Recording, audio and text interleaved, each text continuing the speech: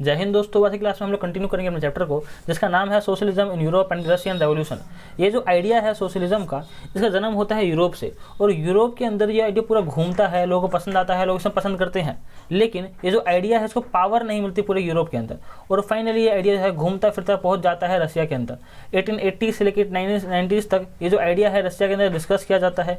लोग डिबेट करते हैं क्या इस आइडिया को हम लोग इम्प्लीमेंट कर सकते हैं अपने देश के अंदर। और इसके बाद पूरे रशिया के अंदर बैक टू बैक रिवोल्ट होते हैं, क्रांतियां होती है, वो सारे इंसिडेंट होते हैं। और उसके बाद फाइनली जाकर 1917 के अंदर पूरे रशिया के अंदर एक आइडिया आता है, रेवोल्यूशन आता है, और उसके बाद जो लेनिन होता है इससे मिल जाती है पावर। और लेनिन ये वादा करता है अपने देश से कि मैं अपने देश के अंदर कोई गरीब नहीं रहेगा, समाजवादी व्यवस्था को लेकर आऊँगा और अमीर गरीब का जो फासला है बिल्कुल ही खत्म कर दूंगा। अब देखना ये होगा इस पार्ट में जो लेनिन है किस तरीके से अपने आइडिया को इम्प्लीमेंट करता है और क्या क्या इंपॉर्टेंट चेंजेस को लेकर आता है। तो पहले हमारी हेडिंग है व्हाट चेंजेस आफ्टर अक्टूबर में पावर मिल गई लेनिन को। और उसके बाद ये बोलता है कि देश के अंदर कोई प्राइवेट प्रॉपर्टी नहीं रहेगी। देश के अंदर पहले जो नोबल्स थे उनके पास बहुत ज़्यादा पावर थी, ज़मीन थी, और जो एरिस्टोक्रेट्स क्लास थे उनके पास बहुत ज़्यादा पैसा था, पावर था, ज़मीन था। अब इन्होंने कहा कोई प्राइवेट प्रॉपर्टी नहीं रहेगी, जितनी भी ज़मीन रहेगी वो सब कुछ हमारे पूरे देश का है, देश की जो जनता है उनका है। यहाँ पे एक आदमी यहाँ पे मालिक नहीं होगा। जो इंडस्ट्रीज़ थी, जो बैंक था, वो सब कुछ नेशनलाइज कर दिया गया। और यही आइडिया जो था इंडियन लीडर्स को इन्फ्लुएंस कर रहा था। यहाँ पे थी टाटा एयरलाइन इंडिया के अंदर, जिसको पंडित नेहरू ने बाय कर लिया था, खरीद लिया था, ज़बरदस्ती खरीद लिया, उसका नाम रख दिया था एयर इंडिया। और बाद में आज इसी चीज़ को हम लोगों ने दोबारा से प्राइवेटाइज कर दिया है और दोबारा टाटा को खरीद लिया है। तो इस तरीके से रसिया में कोई चीज़ हो रही है उसका इन्फ्लुएंस इंडिया के अंदर देखने को मिल जाता था। अब आगे क्या होता है, जो प्रॉपर्टीज़ होती है वो सही प्रॉपर्टी जो है वो सोशल हो चुकी है, समाज का पूरा है उस पर हक। और जो किसान है उनको फ्रीडम दिया गया है कि आप जाके अपनी ज़मीन को सीज कर लो।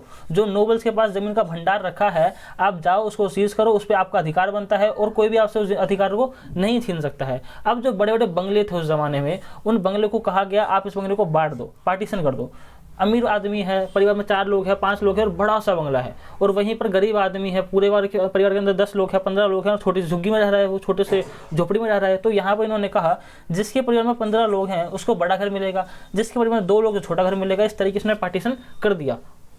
इसके बाद कहा जो टाइटल है वो टाइटल आप यूज़ नहीं करोगे। नाम के आगे लगाते हैं ना टाइटल, राजाधिराज, चक्रवर्ती, और जो फिल्में होती है साउथ की वहाँ पर जो हीरो होते हैं वो टाइटल लगाते हैं, स्टाइलिश स्टार, थालापति, जो टाइटल्स हैं ये सब कुछ ये हो गया इनलीगल, ये सब बैन हो गया। क्योंकि जो ये लोग टाइटल लगाते हैं ना, इस टाइटल का मतलब होता है कि आपका जो नाम है वो ब्रांड है, लेकिन यहाँ पर कोई भी ब्रांड नहीं होगा, सभी लोग समान है। इस आइडिया से इन्होंने टाइटल को बंद कर दिया। और नई यूनिफॉर्म को इंट्रोड्यूस किया गया था आर्मी के अंदर और ऑफिसर्स के लिए।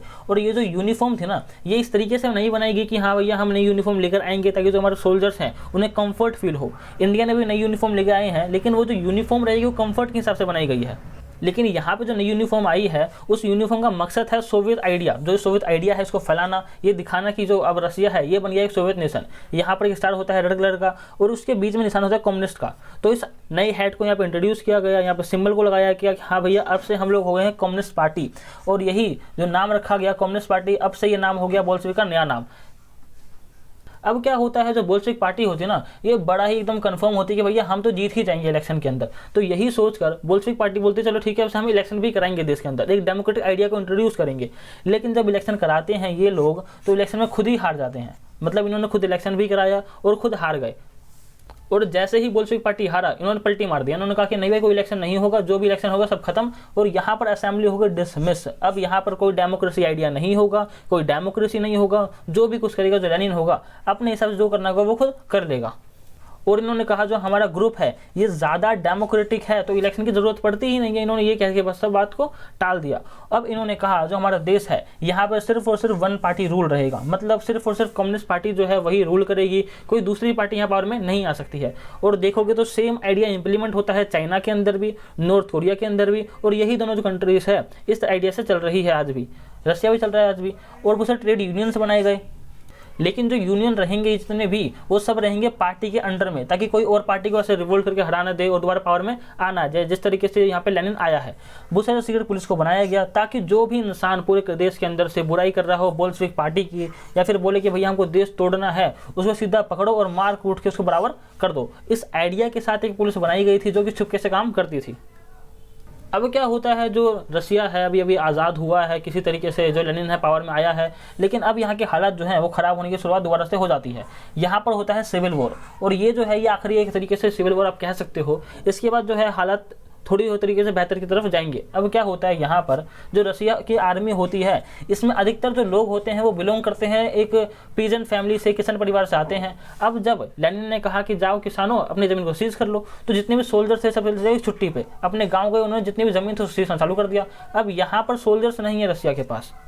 अब जब लोगों ने देखा कि हाँ भैया यहाँ पे तो अब लेनिन के पास अपनी आर्मी नहीं है, सोल्जर्स नहीं है, तो उन्होंने अपना ग्रुप बनाना चालू किया। अब यहाँ पर वो लोग जो कि सपोर्ट करते हैं ये सोशलिस्ट आइडिया को, लेकिन बोल्शेविक का सपोर्ट नहीं करते हैं, लेनिन का सपोर्ट नहीं करते हैं, उन्होंने अपना ग्रुप बनाया। जो लिबरल्स हैं उन्होंने अपना ग्रुप बनाया, और वो नोबल्स जो कि सपोर्ट करते हैं राजा को, उन्होंने अपना ग्रुप बनाया। और इन तीनों का आइडिया सिर्फ और सिर्फ यही है कि हम रिवोल्ट करेंगे, क्रांति करेंगे, और किसी ना किसी तरीके से जो लेनिन है इसको हटाना है और गति पे खुद को हमें बैठाना है। अब यहाँ पर एक कलर आ जाता है, यहाँ पे जो बोल्शेविक पार्टी है इसका कलर है रेड, तो ये अपना वो डिकोड करते हैं रेड कलर से। रेड कपड़े पहनेंगे दिखाने के लिए कि हम बोल्शेविक के सपोर्टर्स हैं या फिर बोल्शेविक पार्टी के मेंबर्स हैं।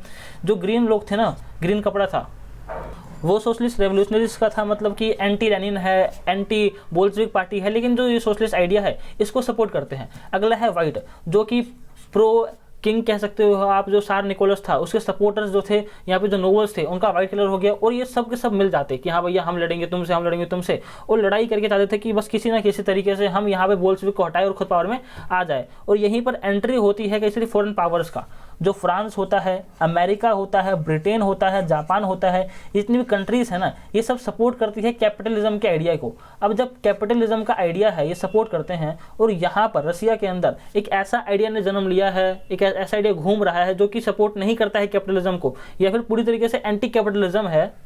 कैपिटलिज्म मतलब होता है जहाँ बिजनेस होता है, खुला बिजनेस, एकदम ही खुला छूटा, को जो करना है करो, बिजनेस करना है करो, कमाना है कमाओ, वो गरीब रहना गरीब रहो। इस आइडिया के विपरीत एक आइडिया निकला है रसिया के अंदर, जो बोलता है कि कोई भी अमीर नहीं होगा, कोई गरीब नहीं होगा, कोई बिजनेस नहीं होगा। इस तरीके के आइडिया में कंपटीशन जब देखा इन्होंने, तो इन्होंने सपोर्ट कर दिया था किंग के नोबल्स को कि हाँ भैया आप जाओ पावर में बैठ जाओ, बस यहाँ पर कोई भी ऐसा आइडिया जन्म नहीं लेना चाहिए। लेकिन ये सब चलता रहता है, लड़ाई होती रहती है। लेकिन यहाँ पर क्या होता है, जो सपोर्टर्स होते हैं सोशलिस्ट रेवोल्यूशनरीज की जो ग्रीन पार्टी होती है, यहाँ पर देखिए लूटती है, इस वजह से फेमाइन आ जाता है, ये सब लड़ाई कर रहे हैं, खेती हो नहीं रही है तो भुखमरी आ गई है, अनाज उगा नहीं है। और जब ये सब कुछ होता है तो एक आध तब खड़ाएगा। अब सब आके किसान जब आते हैं लूट लेते हैं तब तक तो ठीक है, लेकिन जब एक आध पकड़ाता है वाइट के हाथ में ना, तो उसको ज़्यादा मारते थे, प्रताड़ित करते थे, रात भर मारते, बॉक्सिंग प्रैक्टिस करते उसके ऊपर। और इसी वजह से ये जो पीजेंट्स थे जो कि अभी तक एंटी लेनिन थे, वो सबके सब सपोर्ट में आ गए थे बोल्शेविक के। और जिस वजह से जो ये वाइट थे इनकी जो पॉपुलेशन थी वो कम हो गई, जिस वजह से इन्होंने अपने पावर को खो दिया। और यहाँ पे जो लेनिन था उसको एकदम अच्छे से मेजोरिटी मिल गई और वो जीत गया। अब 1920 आते आते जो बोल्शेविक था जो कि रूल करता था रसिया के ऊपर, अब ये बनाता है रशियन एम्पायर, जो यूएसएसआर था इसको तैयार करता है। और अगर आप देखोगे यूएसएसआर, ये जो रसिया है दुनिया का सबसे बड़ा देश है आज तक का, मतलब इससे पहले जो यूएसएसआर था जहाँ पर ये आते हैं, ये जो एरिया है ये भी रसिया का आज की तारीख में हिस्सा है। ये सब देश आते हैं, ये 5 सेंट्रल एशियन कंट्रीज आती है, ये कैलकस जो कंट्रीज हैं ये सब आती है। तो ये जितने भी कंट्रीज हैं 15 जो देश हैं ये सब थे यूएसएसआर का हिस्सा। और इतना बड़ा जो एम्पायर है इसको बनाया कैसे गया था, जो नॉन रशियंस जो थे, बाकी जो रसिया के अलावा का जो एरिया है बाहर का, यहाँ के जो सपोर्टर्स थे रसिया के, इन सबको अपने साथ ले लिया इन्होंने और कहा कि आप आइए हमारे साथ, हम वो गद्दी में देंगे आपको, हम मिनिस्टर बना देंगे आपको, हम मॉस्को में बैठाएंगे। तो इस तरह से ये सब लोग आ गए सपोर्ट में। और जो मुस्लिम एरियाज थे वहाँ पर जो जदीदिस्ट थे इन सबको भी अपने साथ इन्फ्लुएंस कर लिया। और इस चक्कर में बड़ी ही आबादी को उन्होंने अपने साथ जोड़ लिया कि आओ भैया आप हमारे साथ जुड़ जाओ, अब बड़ा देश बनाएंगे, सुपर पावर बनाएंगे, और आप भी यहाँ पर आके गद्दी पर बैठो, मॉस्को में आप आओ, यहाँ पर आप मिनिस्टर बनोगे। इस लालच के चक्कर में सब आके यहाँ पे बन गए और ये बन गया यूएसएसआर, जो आज तक का दुनिया का सबसे बड़ा देश है। लेकिन कुछ इंसिडेंट ऐसे होते हैं जो बोल्शेविक को कंफ्यूज करते हैं कि हाँ भैया बोल्शेविक चाहता क्या है, कई गरीबों का सच में भला करना चाहता है कि नहीं चाहता है। क्योंकि यहाँ पे बोल्शेविक क्या करता है, कुछ गरीबों को मार देता है। जो सेंट्रल एशियन कंट्रीज है, उज्बेकिस्तान, वहाँ पर एक देश है, वहाँ पर एक सिटी है कीवा, और जो उज्बेकिस्तान है यहीं से पावर आया था। जो 12 नंबर का प्लेट है यहाँ पर, ये है उज्बेकिस्तान, और यहीं से पावर आया था इंडिया के अंदर। ये अफगानिस्तान पाकिस्तान यहाँ पे इंडिया है, तो यहाँ इस तरीके से घूमता हुआ आया था। तो यहाँ पर कुछ गरीबों को मार देता है on the name of the socialism. वो कहता है ये जो लोग हैं ये सपोर्ट नहीं करते हैं सोशलिज्म को, इसलिए उनको मार दिया गया, मास हैकर हुआ यहाँ पर। तो लोग कन्फ्यूजन में आ गए कि भैया ये बोलते हैं कि हम गरीबों का भला करेंगे, गरीबों की सेवा करेंगे, गरीबों को पैसा देंगे, धन दौलत देंगे, और आप गरीबों को ही मार रहे हो। लेकिन ये सब होने के बाद भी जो यूएसएसआर उसको बना दिया गया, क्योंकि जो नॉन रशियंस थे उनको कहा गया कि आप आइए, हम आपको पॉलिटिकल पावर देंगे और हमने बनाएंगे यूएसएसआर, जो दुनिया का सबसे बड़ा पावरफुल कंट्री होगा। और बन भी गया था, एक पल को आप देखोगे ना तो बन भी गया था, लेकिन उस वक्त कॉम्पिटिशन था, अमेरिका था साथ खड़ा हुआ, इस वजह से ये रेस में हार गया और ये पूरी तरह से टूट गया था। अब क्या होता है, जो लेनिन था ना, इसने रशिया को यूएसएसआर बना दिया, लेकिन इसका वादा क्या था? इसका वादा था कि हम एक सोसाइटी बनाएंगे जहाँ पर समाजवाद होगा, कोई अमीर गरीब नहीं होगा, हर कोई समान होगा। तो इसके लिए उसने क्या किया? तो हमने बताया कि यहाँ पे जो इंडस्ट्रीज थी, जो बैंक थी, उन सबको नेशनलाइज कर दिया गया। कोई प्राइवेट कंपनी यहाँ रहेगा नहीं, कोई प्राइवेट प्लेयर नहीं होगा यहाँ पर, और जो भी कुछ करना होगा वो सरकार खुद से करेगी। और क्या कहा गया? और कहा गया जो कल्टीवेशन होगा वो एक सोशलाइज्ड वे में होगा। किस तरीके से होगा? ये ज़मीन है बड़ी सी, अगर यहाँ पर आप देखोगे पार्टीशन अगर कर दिया कोई इंसान, ये पार्टीशन हो गया, यहाँ अपना बैरियर लगाएगा कि हाँ भैया मेरी ज़मीन ये है, मेरी ज़मीन ये है। बैरियर लगाने के बाद जो ज़मीन है ना वो छोटी से बचेगी, ये जो ज़मीन बची इतनी सी। तो यहाँ पर इन्होंने क्या कहा, ये जो बैरियर है ना इसको आप हटा दो और यहाँ पे मिल बांट के हम खेती करेंगे, पूरी ज़मीन में खेती करो आप, और जितना भी अनाज पैदा होगा यहाँ से वो सब कुछ बांट दिया जाएगा जिन्होंने खेती की है उन सबके परिवार के जनों में। इस तरीके से उन्होंने आइडिया निकाला कि हम भैया इस तरीके से खेती यहाँ पे करेंगे। और कहा गया कि हम एक सेंट्रलाइज सिस्टम को लेकर आएंगे देश के अंदर। सेंट्रलाइज सिस्टम क्या होता है? जो पूरा देश है ना उसको चलाते हैं सिर्फ और सिर्फ एक सिटी के अंदर बैठकर। यहाँ पे है मॉस्को, इस मॉस्को के अंदर बैठकर इस कोने में क्या होगा ये फैसला लिया जाएगा, इस कोने में क्या होगा ये फैसला लिया जाएगा, और यहाँ क्या होगा ये फैसला लिया जाएगा। इंडिया भी अगर आप देखो तो सिर्फ और सिर्फ नई दिल्ली के अंदर बैठकर ही पूरा फैसला लिया जाता है कि हाँ भैया हम लोग कन्याकुमारी में क्या करेंगे, अंडमान में क्या करेंगे, नॉर्थ ईस्ट में क्या करेंगे। पूरा फैसला सिर्फ और सिर्फ नई दिल्ली में बैठकर लिया जाता है। तो इसको बोलते हैं सेंट्रलाइज सिस्टम। अगला आइडिया था 5 ईयर प्लान। इसके अंदर क्या होता है, हम लोग प्लान बनाते हैं कि हाँ भैया अगले 5 साल में हमको ये काम करना है, अगले 5 साल तक हमको सिर्फ और सिर्फ इंडस्ट्रीज़ के ऊपर ध्यान देना है। उसके अगले 5 साल का प्लान होगा कि हाँ भैया हमको सिर्फ और सिर्फ एजुकेशन के ऊपर ध्यान देना है। इससे क्या होता है ना, एक प्लान्ड वे में हम लोग डेवलपमेंट कर पाते हैं। और यही जो आइडिया है ये हमने कॉपी पेस्ट किया था विद यूएसएसआर, विद रशिया, और इससे जो डेवलपमेंट है बड़ी तेज़ी से होता है। अब यहाँ पर जो उनका 5 ईयर प्लान था उसमें ना 10 साल तक, मतलब 2 प्लान में यही कहा कि हम लोग जो इंडस्ट्रीज है ग्रो करेंगे, क्योंकि हमारे पास जो आबादी है, जो पॉपुलेशन है बहुत ज़्यादा है, और कंपेयरिंग टू हमारे पास जो जॉब्स है वो बहुत कम है। तो जॉब्स सबको प्रोवाइड हो, सबको आमदनी मिले, इसलिए हम लोग इंडस्ट्रीज को ग्रो करेंगे। अब यूएसएसआर के अंदर इस सेंट्रलाइज प्लानिंग की वजह से, इस 5 ईयर प्लानिंग की वजह से जो इकोनॉमिक ग्रोथ है ना बड़ी ही तेज़ देखने को मिली। और आप देखोगे इस इंडस्ट्रियल डेवलपमेंट की वजह से वहाँ पे जो ऑयल था, जो कोल था, जो स्टील था, इनका जो प्रोडक्शन था बड़ी तेज़ी से बढ़ा। अगर आज भी देखो ना, रशिया जो है उसके पास ऑयल का भंडार पड़ा है, और जो बाकी जो सेंट्रल एशियन कंट्रीज़ हैं यहाँ पर, इनके पास भी बहुत सारे मिनरल्स पड़े हैं, गैस है इनके पास, बहुत सारी चीज़ें हैं इनके पास। तो बाय लक अगर आप देखो ना तो जो यूएसएसआर था उसका सब कुछ था, जिस वजह से जो यूएसएसआर ने बड़े तेज डेवलप किया। दुनिया से जो पहली जो सैटेलाइट थी दुनिया के अंदर वो लॉन्च किया था यूएसएसआर ने, स्पुतनिक 1 नाम था उसका। इसके बाद कई सारे नई नई फैक्ट्री सिटीज़ को बनाया गया। इसका मतलब था ये जो एरिया है यहाँ बहुत सारे सिटीज़ को बनाया गया जहाँ पे सिर्फ और सिर्फ फैक्ट्रीज थी, और जहाँ फैक्ट्रीज होंगी वहाँ डेवलपमेंट होगा, वहाँ लोगों के पास रोजगार होगा, पैसा होगा। तो इस वजह से वहाँ डेवलपमेंट बड़ी तेज़ हुआ। अब जब डेवलपमेंट जब भी बहुत तेज़ी से होता है तो पीछे रह जाती है प्रॉब्लम्स बहुत सारी। और इसी तरीके से जब डेवलपमेंट होता है यूएसएसआर के अंदर तो कई सारी ऐसे प्रॉब्लम्स होती है, जो बेसिक प्रॉब्लम्स होती है जो कि सोल्व नहीं कर पाता है यूएसएसआर। उसमें से क्या मेन है, जो है वर्किंग कंडीशंस। आपने फैक्ट्रीज यहाँ बनाई और यहाँ तुरंत बनाई, फिर यहाँ बनाई, और जो वर्किंग कंडीशंस थे उस पर ध्यान दिया नहीं। फटाफट आप फैक्ट्रीज बना रहे हो, इंडस्ट्रीज बना रहे हो, जिस वजह से जो वर्किंग कंडीशंस थे वो बद से बेकार थे। और क्या होता है, वहाँ पे सर्दी पड़ती है, माइनस में तापमान रहता है हमेशा ही रसिया के अंदर। तो यहाँ पर क्या होता है, अब यहाँ पे क्या है, 4 माले की बिल्डिंग है, यहाँ पे सिर्फ और सिर्फ वॉशरूम इस जगह पर ग्राउंड फ्लोर पे है। तो जो 4 माला है इसको अगर वो नीचे आना, सर्दियों में वापस ऊपर जाना, नीचे आना, ऊपर जाना, इस वजह से प्रॉब्लम बहुत ज़्यादा फेस कर रहे थे। और एक ही साल के अंदर 550 स्ट्राइक्स हो जाते हैं। लोग बोलते हैं कि भैया हम काम नहीं करेंगे, कंडीशन ही नहीं काम करने वाली है, भाई काम करेगा कैसे इंसान। ये तो सर्दी का मौसम है, बार वॉशरूम जाना पड़ेगा, तो 4 माले उतरना फिर चढ़ना, लिफ्ट भी नहीं है यहाँ पर, इस वजह से स्ट्राइक्स आते हैं। लेकिन जो गवर्नमेंट है वो बोलते कि नहीं भैया हम इंप्रूवमेंट जरूर करेंगे। तो यहाँ पे किड्स होम बनाए जाते हैं ताकि जो वुमेन वर्कर्स हैं वो आराम से निश्चिंत होकर काम कर सके। चिंता ना रहे कि भैया मेरे बच्चे ने होमवर्क किया है कि नहीं किया है, खाना खाया कि नहीं खाया, बस चिंता ना करे, अपना काम पे ध्यान दे। और जो बच्चा है उनका जो किड्स होम है वहाँ पर रहेगा आराम से। और क्या है, जो cheap public health care facilities है उनको इम्प्रूव किया गया। जैसे आज भी देखोगे कई सारी कंट्रीज़ के अंदर, इवन इंडिया के अंदर भी ऐसा ही होता है, जो गवर्नमेंट है हॉस्पिटल बहुत सारे चलाती है और वहाँ पर फ्री में या तो कम से कम दाम पे इलाज दिया जाता है ताकि जो गरीब इंसान है ना उसका भी इलाज हो सके, उसका जो स्वास्थ्य है वो अच्छा रहे। तो इस वजह से इस पर ध्यान दिया गया। और कहा गया जो क्वार्टर्स है जहाँ पर जो वर्कर्स है वो रहते हैं उनको भी हम इम्प्रूव करेंगे। पहले एक ही क्वार्टर के अंदर 50 लोग रह रहे हैं, 100 लोग रह रहे हैं, ठसम ठसर घुसे हुए हैं। अब इन्होंने कहा कि 20 लोग रहो, 25 लोग रहो यहाँ पे, ताकि आराम से रह सको, एक प्राइवेसी भी मेंटेन रहे। जो लेनिन था ना वो फिर भी बड़ा अच्छा लीडर था, डेवलपमेंट भी कर रहा था, जो अपने आपका एम्पायर था उसको बड़ा भी कर रहा था, तो चीज़ें अच्छी चल रही थी। लेकिन जो लेनिन था ना वो मर जाता है, और इसके बाद आता है एक ब्लैक डे, एक ऐसा इंसान आता है सोवियत यूनियन के अंदर, यूएसएसआर के अंदर, जो पूरी तरीके से तबाही मचा देता है। नाम है उसका स्टालिन। और जो स्टालिन है ना, ये जो अंकल जी हैं, इन्होंने इतने कत्लेआम किया, 6 से 8 मिलियन लोगों को मार दिया इन्होंने।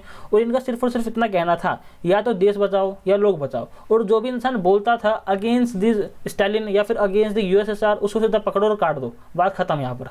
अब यहाँ पर क्या होता है, जब स्टालिन पावर में आते हैं तो एक प्रॉब्लम है। प्रॉब्लम ये है कि अनाज नहीं है, क्योंकि रसिया है, तापमान ठंडा है, बर्फ होती है, खेती अच्छे से होती नहीं है। उसके बाद भी यहाँ पर अनाज है नहीं, लोग खाएंगे क्या, भूखे हैं। अब देखो जो चाइना है, इतना बड़ा देश है, दुनिया तीसरा सबसे बड़ा देश है। रसिया जो है दुनिया सबसे बड़ा पहला देश है। तो यहाँ पर क्या है ना, ज़मीन बहुत ज़्यादा बड़ी है, लेकिन खेती नहीं हो सकती है। चाइना में सांप खाते हैं, बिच्छू खाते हैं, ये सब चीज़ें खाते हैं, क्योंकि खेती नहीं होती है, पूरा बर्फ है, पहाड़ है, खेती यहाँ पर पॉसिबल नहीं है। अब जब खेती नहीं होगी, अनाज नहीं होगा, डिमांड है, सप्लाई नहीं है, जिस वजह से जो प्राइस है वो बढ़ जाता है। अब जब प्राइस बढ़ा तो स्टालिन ने कहा कि भैया हमने एक फिक्स प्राइस रख दिया, इसी प्राइस आप बेचोगे, 2 रुपये किलो जो है वो गेहूँ बिकेगा, इसके बाद आप ऊपर नहीं लोगे। लेकिन जो किसान, तो उसने कहा कि नहीं भैया, इतने कम रेट पे हम नहीं दे पाएंगे, हमारा जो पैसा है वो लगा हुआ है, इसमें जो पैसा लगा वापस भी नहीं आ पाएगा, रिटर्न भी नहीं आएगा, रेवेन्यू तो आप छोड़ ही दो। तो यहाँ पर क्या होता है, लोग बेचने में तैयार नहीं थे। बहुत सारे जो अमीर लोग थे, अमीर जो किसान थे, ट्रेडर्स थे, उन्होंने यहाँ पर जो अनाज था उसकी होल्डिंग चालू कर दी कि भैया छुपा के रख लिया गोडाउन के अंदर, और जब कीमतें बढ़ेगी, स्पाइक मारेगी ना, हम रिलीज कर देंगे अपना सामान यहाँ से, जिससे हमारा मुनाफा जो है बढ़ जाएगा। लेकिन 1928 के अंदर जो पार्टी के मेंबर्स थे ना, वो जगह जगह घूमने लगे, और उन्होंने देखा कि जहाँ भी अनाज छुपा के रखा गया है उन्होंने पकड़ा और रिलीज कर दिया, ताकि जो अनाज की कमी है कम से कम वो फुलफिल हो सके। लेकिन ये जो शॉर्टेज था अभी भी कंटिन्यू था, यहाँ पे भी कुछ खास असर हुआ नहीं। जो स्टालिन था उनका जो प्रभाव है वो कुछ अच्छा नज़र नहीं आ रहा था। अब यहाँ पर क्या होता है, ये बोलते हैं कि भाई कल्टीवेटिव फार्मिंग होगी, वही फार्मिंग जो इस तरीके से बड़ी ज़मीन है, यहाँ बीच में बंटवारा नहीं होगा, पूरी जो ज़मीन है इसको आप ऐसे अलग अलग कर दो और पूरा यहाँ पर मिलकर खेती करेंगे और अनाज को हम बांट देंगे। ये सब इन्होंने प्लान बनाया। और जो छोटे छोटे किसान थे उनकी जो ज़मीन थी उसको भी सेम मिला दिया। यहाँ पर छोटा सा किसान है, इसकी ज़मीन अलग है, यहाँ पर बाकी लोग मिलकर खेती करते हैं, इसको कहा कि चल यहाँ पे ज़मीन मिला ले अपनी, और इसकी ज़मीन भी यहाँ पे मिला ली गई। इस तरीके से जो अपनी ज़मीन से एक्सपेंड किया सरकार ने, बोला कि नहीं भैया हम ज़मीन को बड़ा करेंगे ताकि जो खेती इसको बढ़ा सके। लेकिन उसके बाद भी कुछ यहाँ पे बड़ा असर यहाँ पे हो नहीं पाता है। 1929 में बोलती है सरकार कि भैया जितने भी कोल खोज होगा, यहाँ पे कोल खोज होगा मतलब जितने भी किसान हैं उनकी ज़मीन को मिला देंगे, हम एक बड़ा सा प्लॉट बनाएंगे, यहाँ पे मिलकर खेती करेंगे और जितना भी प्रॉफिट रहेगा सबको बांट दिया जाएगा। लेकिन जो लोग यहाँ पे नहीं मानते थे उनको पनिशमेंट मिलती थी, मतलब सजा मिलेगी कि आप हमारी बात नहीं मान रहे हो, गवर्नमेंट ऑर्डर्स को फॉलो नहीं करते हो तो आप देशभक्त नहीं हो, आपको सजा मिलेगी। इस तरीके से उन्हें पनिशमेंट देती थी सरकार वहाँ की। लेकिन इतना कुछ करने के बाद भी वहाँ पे जो अनाज की कमी थी वो पूरी नहीं हो पाती है, क्योंकि आबादी ज़्यादा है, खेती के लिए ज़मीन नहीं है यहाँ पर, जिस वजह से ये जो आइडिया था ये एक लॉन्ग इम्प्लीमेंट दे सकता है। लेकिन उस वक्त के लिए क्या किया जाए, और अब हो गया है बैड हार्वेस्ट, जो सर्दी है और ज़्यादा बढ़ चुकी है। सर्दी में की जो अनाज है वो ख़राब हो गई है, ख़त्म हो गई है। 1930 तक फेमाइन आ जाता है जिसमें 4 मिलियन लोग जो है मर जाते हैं, मतलब 4 मिलियन लोग जो है भूख से मर जाते हैं। सोचो कितनी ज़्यादा कमी हो गई यहाँ पे अनाज की। अब आगे क्या होता है, जब इतना कुछ होगा तो क्रिटिसिज्म भी होगा पार्टी का, जो स्टालिन था उसका क्रिटिसिज्म भी होगा, बुराइयां होगी। अब जब बुराइयां हुई, क्रिटिसिज्म हुआ, तो इन्होंने पकड़ा 2 मिलियन लोगों को और डाल दिया जेल के अंदर, जेल भर के डाल दिया लेबर कैंप के अंदर कि भैया आप अंदर ही रहो, अंदर ही सड़के मर जाओगे। और यहाँ तक तो अभी हद हुई नहीं है, हद तो तब हो गई जब मालूम पड़ा कि इसमें जितने भी लोग हैं उसमें से अधिकतर लोग तो इनोसेंट है। अब मानो 1000 लोगों का ग्रुप है, बीच में से कोई चिल्ला दिया यहाँ पर जो स्टालिन है वो चोर है, इसमें चिल्लाया, यहाँ पे गलती सिर्फ और सिर्फ एक की होगी, नहीं तो 2 की होगी। लेकिन जो 1000 लोग हैं ये सब के सब गए जेल के अंदर। तो यहाँ पर जो कई आबादी है, एक बड़ी आबादी है, वो इनोसेंट थी लेकिन फिर वो जेल के अंदर चली गई। अब यहाँ पर जो लोग फोर्स जजमेंट की वजह से जेल के अंदर अभी तक हैं, अगर वो जेल के बाहर होते तो अपने दिमाग का इस्तेमाल करते, अपने टैलेंट का इस्तेमाल करते, प्रोफेशनल लाइफ जीते और जो पैसा कमाते उसे टैक्स भरते, जो देश की जीडीपी थी वो इंप्रूव होती।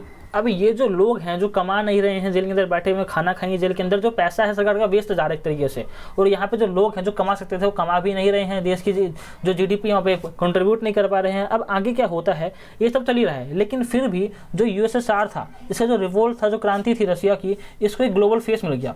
क्योंकि अब देखो जो भी इन्फ्लुएंस होता है ना वो फैल जाता है। हमने देखा टाटा एयरलाइन किस तरीके से गवर्नमेंट ने बाय कर ली थी इंडिया के अंदर। इवन आज भी देखोगे तो एसबीआई जो सबसे बड़ा बैंक है वो गवर्नमेंट ओन करती है। पंजाब नेशनल, जो पंजाब का नेशनल बैंक है वो भी गवर्नमेंट ओन करती है। तो वो सारे इन्फ्लुएंस जो है वो फैलता है। इसी तरीके से हमने देखा जो ग्रेट ब्रिटेन था, यहाँ पर एक पार्टी बनाई गई जिसका नाम था कम्युनिस्ट पार्टी। चाइना के अंदर भी कम्युनिस्ट पार्टी है, नॉर्थ कोरिया के अंदर है, इंडिया के अंदर भी कम्युनिस्ट पार्टी है। इवन जो केरला है ना, वहाँ पर अगर आप देखो तो जो CPI है यही पार्टी रूल करती है, नहीं तो CPI जो है और CPIM जो है यही पार्टी रूल करती है। बाकी यहाँ पर कांग्रेस BJP का दबदबा बिल्कुल भी नहीं है। तो ये देखने को मिलता है कि हाँ भैया जो इन्फ्लुएंस है ना वो फैलता है। चलो ठीक है, जो सोशलिज्म का आइडिया है वो इससे लोग इन्फ्लुएंस हो रहे हैं, लेकिन रसिया का जो आइडिया है इसको रसिया की नहीं फैलाएगा क्या? रसिया ने नहीं फैलाया इसको, रसिया ने भी फैलाया और वो सारे आइडियाज़ भी खोजे। रसिया ने कहा, जो कॉलोनियल कंट्रीज थी उनको कहा कि आप जरा एक्सपेरिमेंट तो करो हमारे आइडिया को, बड़ा मस्त आइडिया है, अगर आप हमारे आइडिया को अपनाओगे तो डेवलप भी करोगे, आज़ाद भी हो जाओगे, तो बड़ा ही मस्त आइडिया है। और इसी वजह से आप देखोगे इंडिया के अंदर भी आज़ादी से पहले की जो एक एटमोसफियर था ना, सब यही बोलते कि हाँ भैया जो आइडिया है समाजवाद का बड़ा ही अच्छा आइडिया है, इसको हम लोग अपनाएंगे। ऐसा लोगों के अंदर एक जो भावनाएं थी उछल के बाहर आ रही थी। अब जो था वो सारे जो लोग थे दुनिया भर के बच्चे जैसे पढ़ने आते थे रसिया के अंदर, वहाँ पे रसिया पढ़ाता था कि जो कम्युनिस्ट आइडिया है बड़ा ही अच्छा है, और वहाँ की जो यूनिवर्सिटी थी इसको फैलाती थी आइडिया को कि भैया ये जो आइडिया है इसको आप लेकर अपने देश के अंदर भी मस्त आइडिया है। और इस तरीके से जो आइडिया था वो स्प्रेड हो रहा था। और जब World War II शुरू हुआ और फिर ख़त्म हुआ, इसके बाद तो जो आइडिया था USSR का, इसको ग्लोबल फेस मिल गया। क्योंकि जब World War II ख़त्म हुआ 1945 में, इसके बाद तो रेस चल गई थी USA और USSR के बीच में। जो USA था ना वो बोलता था कि जो आइडिया है समाजवाद का ये एकदम रद्दी आइडिया है, आप उसको छोड़ो और आप अपना लो यहाँ पे कैपिटलिज्म का आइडिया, मतलब जो बिजनेस वाला आइडिया है इसको आप अपनाओ, बिजनेस होना चाहिए, यहाँ पर पूंजीवादी व्यवस्था जो है वो नहीं चाहिए थी। और वहीं पर जो USSR था ना वो बोलता था जो समाजवाद व्यवस्था ना आप इसको अपनाओ, जो सोशलिज्म है ना इसी वजह से आप लोग डेवलप कर पाओगे। देखो हमने भी डेवलप किया इसी वजह से, और इसी वजह से यहाँ पर जो ये एरा था इसको कहते हैं 1991 तक जो एरा रहा इसको कहते हैं कोल्ड वॉर। क्योंकि लगता था कि भैया लड़ जाएंगे दोनों के दोनों इस आइडिया को लेकर कि कहीं हमारा आइडिया बड़ा है तुम्हारा आइडिया बड़ा है, इस वजह से लड़ाई ना हो जाए, तीसरा विश्व युद्ध ना हो जाए। और ये बात सच भी थी, जो सोशलिज्म था ना इसी वजह से एक कंट्री ऐसा जो अभी तक लड़ाइयाँ लड़ रहा है, सिविल वॉर में फंसा पड़ा है, वो आज की तारीख में ग्रेट पावर बन गया है। रसिया से ज़्यादा पावरफुल बन गया था USSR। तो यहाँ पर ये आइडिया में कुछ दम तो था, तभी जो USSR था इतना आगे तक पहुँच गया। लेकिन फिर भी ड्रॉबैक्स तो थे। ड्रॉबैक ये था कि यहाँ पर फ्रीडम नहीं था लोगों के पास, लोग अपने आप को एक्सप्रेस नहीं कर सकते थे। जो लोगों ने बोला कि हाँ भैया स्टालिन चोर है, उसे पकड़ा जेल के अंदर डाल दिया। यहाँ पर फ्रीडम नहीं है और साथ ही साथ जो डेवलपमेंट प्रोजेक्ट हैं वो यहाँ पर अच्छे से इंप्लीमेंट नहीं हो पाते हैं। इसकी वजह कारण क्या है देखो खुद ही, एक जो गवर्नमेंट ओन कंपनी होती है ना वहाँ पर मालूम है जो वहाँ के एम्प्लॉइज़ हैं कि हाँ भैया मेरी जो नौकरी है फिक्स है, महीने की आखिरी तारीख में मेरे जेब में पैसा आ जाना है, बस मेरी जो ज़िंदगी एकदम सेट है। लेकिन वहीं पर जो प्राइवेट कंपनी होती है ना इसको मालूम है कि भैया काम मुझे निकलवाना पड़ेगा, क्योंकि अगर यहाँ पर प्रॉफिट नहीं आया, रेवेन्यू जनरेट नहीं हुआ तो जो मालिक है वो रास्ते पर आ जाएगा, जो एम्प्लॉय से नौकरी चली जाएगी। तो यहाँ पर जो सब लोग हैं ना मिलकर काम करते हैं, एक पूरा ही एक ऐसा एटमॉस्फेयर होता है कि जहाँ पर मालूम है कि भाई काम करना ही करना है ताकि डेवलपमेंट यहाँ पर हो पाए, और डेवलपमेंट बड़ी तेज़ी से हो पाती है। लेकिन वहीं पर जो गवर्नमेंट ओन कंपनीज होती है मालूम है इनको भी कुछ करे ना करे भैया मेरे महीने के आखिर में सैलरी आ जानी है। और देखो जो गवर्नमेंट स्कूल जो टीचर्स होते हैं ना वो भी इसी तरीके से होते हैं, मालूम उनको भैया मेरी फिक्स सैलरी लगी पड़ी है, नौकरी पक्की है, काम करो ना करो पैसा मेरे जेब में आ जाना है। वहीं पर जो टीचर्स होते हैं प्राइवेट स्कूल के उनको मालूम है कि भैया मुझे सही से पढ़ाना पड़ेगा, अगर सही से नहीं पढ़ाया तो मेरी नौकरी गई समझो। तो इसी वजह से जो आइडिया था कैपिटलिज्म का ये जीत गया था in the end of the 1991। और वहीं पर जो आइडिया था सोशलिज्म का वो हार गया, और जो USSR था वो 15 अलग अलग हिस्सों में टूट गया in the end of the 1991। तो यहीं पर कोल्ड वॉर जो वो खत्म हो गया था और फिर एक नया दौर जो था वो पीस का वो शुरू हो गया था। तो इस वीडियो में इतना ही। जय हिंद, जय भारत।